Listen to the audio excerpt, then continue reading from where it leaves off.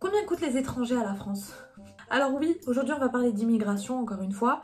La dernière fois que j'ai fait ça, vous m'avez rafalé en commentaire. Donc cette fois-ci, je compte sur vous pour être vous respirez, vous soufflez, ça va bien se passer. En plus, le but de la vidéo, ça va même pas être de dire si l'immigration c'est bien, c'est pas le propos. Le propos en fait, ça va être de parler de chiffres et de voir combien coûtent les étrangers à la France.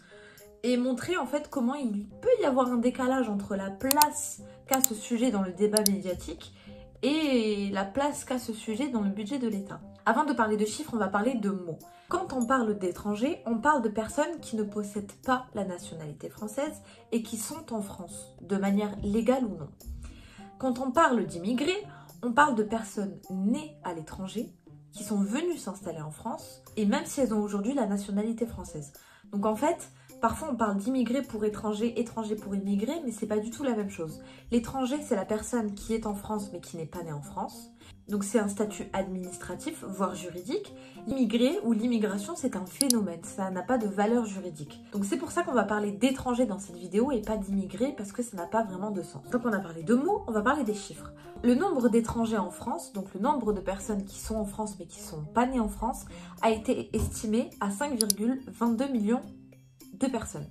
Et sur ces 5,22 millions de personnes, l'ancien ministre de l'Intérieur Gérald Darmanin avait dit que parmi ces 5 millions de personnes, environ entre 600 000 et 800 000 seraient en situation irrégulière. Donc environ 600 000 et 800 000 personnes seraient en France sans avoir le droit d'y être. Combien coûtent les étrangers à l'État? Et bien pour cela, on va juste aller voir le budget de l'État pour 2025. Donc le budget, c'est quoi? C'est les recettes et les dépenses de l'État. Pour les besoins de notre propos, on va juste regarder les dépenses. Alors les dépenses de l'État sont estimées à 844 milliards d'euros. Sur ces 844 milliards d'euros, la première grosse dépense faite par l'État français est faite pour le remboursement de la dette et de ses intérêts. Donc 148 milliards d'euros sont destinés au remboursement de la dette. Le deuxième poste de dépense le plus important, c'est l'avance aux collectivités territoriales avec 134 milliards d'euros. Donc en gros, c'est l'argent que prête l'État aux mairies, aux régions, aux départements. Le troisième poste, c'est la défense avec 93 milliards d'euros. Et ensuite, on a l'enseignement scolaire avec 88 milliards d'euros.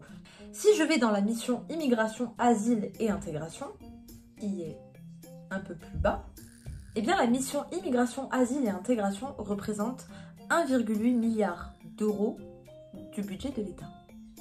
Donc 1,8 milliard d'euros sont dépensés pour la mission immigration, asile et intégration, ce qui correspond à 0,2% des dépenses totales de l'État. 0,2. Mais pour avoir une vision encore plus complète, il faut aller regarder le document de politique transversale. Donc comme son nom l'indique, en fait, ça regarde toutes les dépenses parmi les autres missions, donc sécurité, éducation, santé, qui sont destinées à l'immigration. Et même si on regarde ce document-là, on se rend compte que le total en 2025 s'élève à 7 milliards d'euros, soit 1,45% du budget de l'État. Par pure comparaison, la fraude fiscale est estimée à 20 milliards d'euros. Donc la fraude fiscale coûte 20 milliards d'euros à l'État. Mais si on regarde combien les étrangers nous coûtent, il faut aussi regarder combien les étrangers rapportent. Parce que, comme je l'ai dit, les étrangers en situation régulière participent à la vie fiscale du pays et sont taxés comme n'importe quel autre Français. Pour conclure, oui, l'immigration coûte de l'argent à l'État, mais c'est une dépense déjà qui est encadrée. C'est de loin la plus lourde dépense de l'État, puisque comme je vous l'ai dit, elle représente 1,45% des dépenses totales de l'État. Donc voilà, cette vidéo n'avait pas pour but de dire ce qui est bien, ce qui est pas bien, elle avait juste pour objectif de mettre en lumière le décalage qu'il y a entre l'exposition médiatique de ce sujet et son véritable contenu. Donc encore une fois, les chiffres sortent du ministère des Finances et de l'économie, donc vraiment allez voir le budget de l'État, allez décortiquer tout ça, vous allez vous rendre compte que les dépenses les plus importantes ne sont pas celles qu'on croit.